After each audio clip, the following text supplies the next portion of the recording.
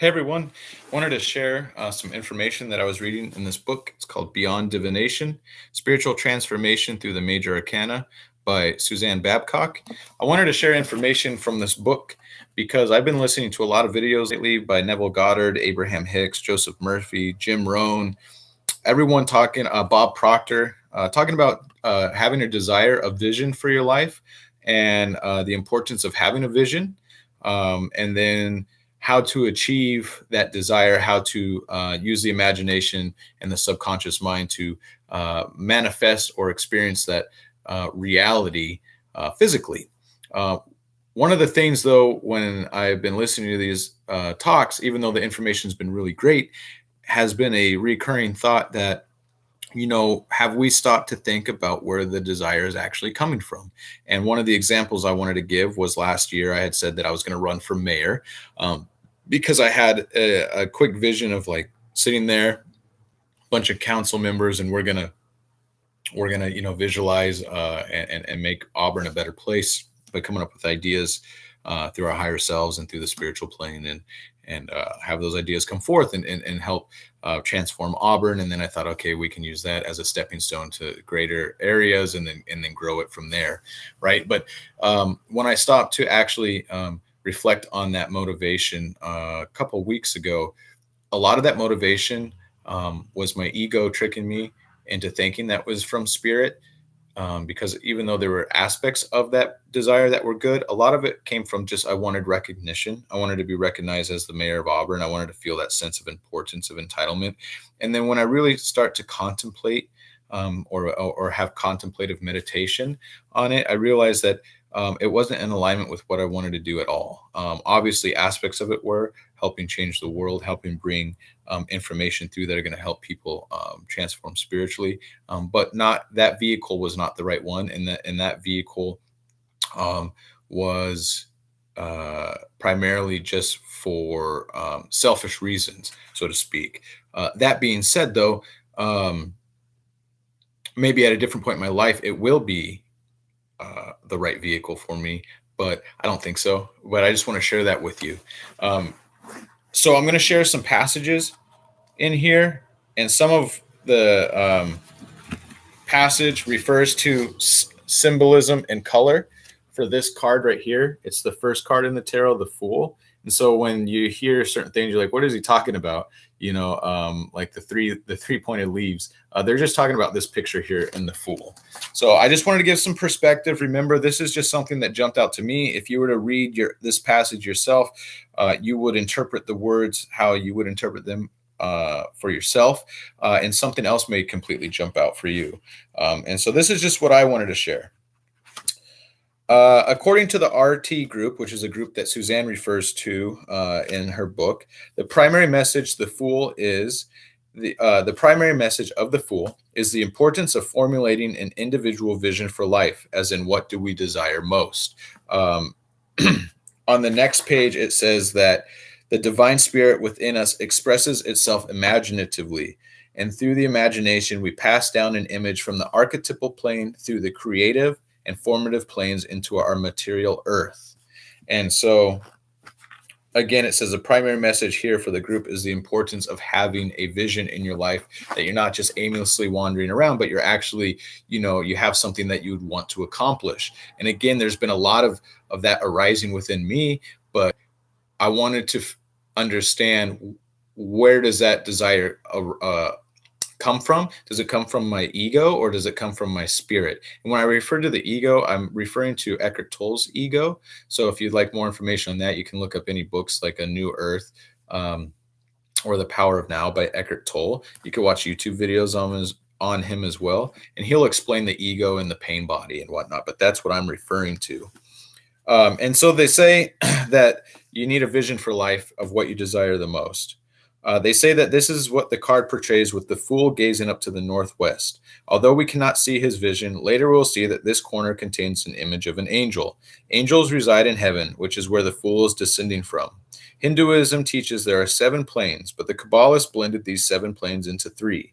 Although the tarot refers to the highest as the golden plane, it was also known as the great spiritual plane.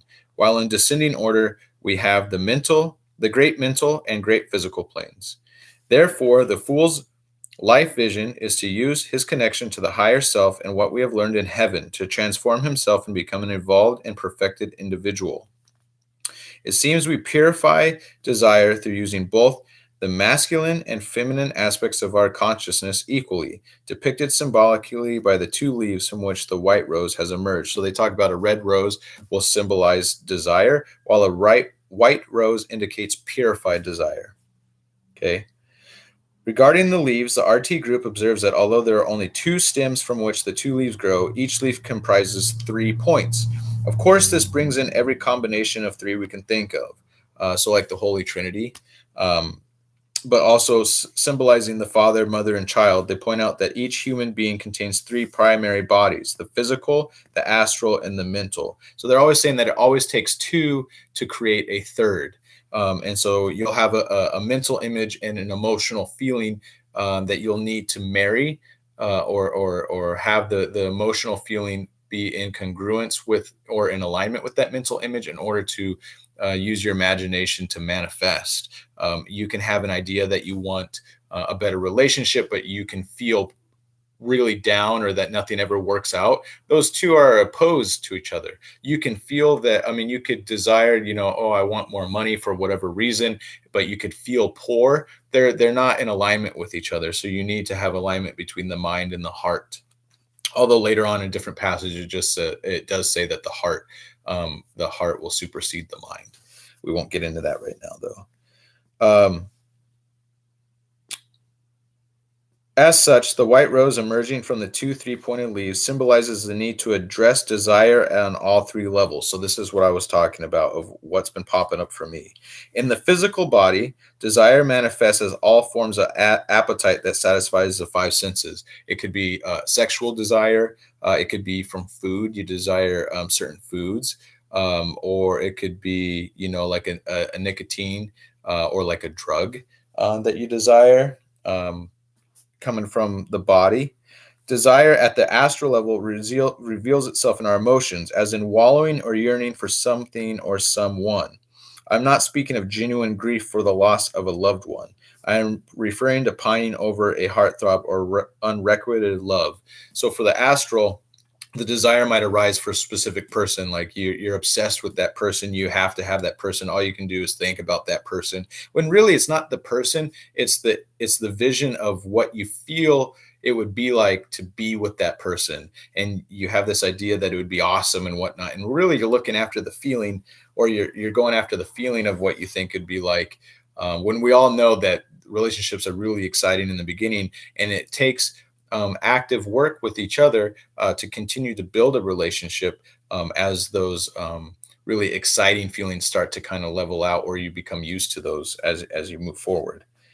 At the mental level, desire shows up as ambition or determination. This made me think of like Michael Jordan right away. Great ambition, great determination, to be the best in the world, became the best in the world. A lot of people think that he is the best basketball player of all time, but at what cost did it come?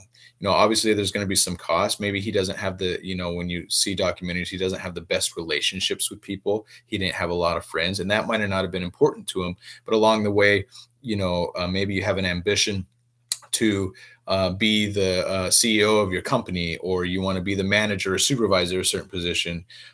That's something that I would recommend to ask yourself, where's that motivation coming from? Okay. Is it purely because you want to help with something? It's in alignment with what you really value. Or is it purely because, you want attention, you want power, you want to be in charge of people, you want the extra money?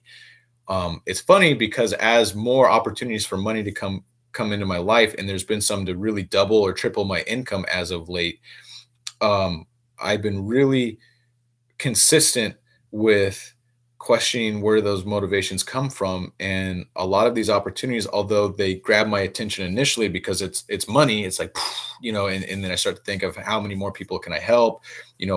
How can I live certain things? They're not in alignment. So I know that I'm becoming more and more clear with my life vision right now. And in doing so, I know the money and the things that I desire will be there. But that's also kind of what it talks about, the yearning for something or someone. And so sometimes we have this desire for a specific house or a car, and we absolutely got to have it. We'll do anything to get it. Um, that being said, it's completely natural and normal to desire certain material things, but just for myself, I'm understanding I prefer to experience those things and I'm excited to experience those things. Um, but that excitement quickly dies down now for me. And I've noticed that through my painting, that I'll create something and it's like, oh, I made this for someone. I really want to keep it because it turned out so well, or I'm really happy with it.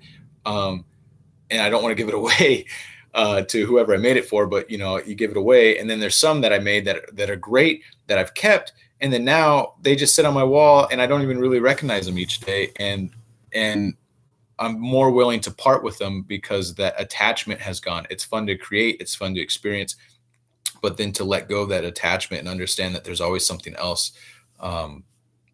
That's, I think, kind of what they're hinting at, because it says, on the other hand, desires originating solely from the mind, body, or based on emotions are deemed unwise or foolish.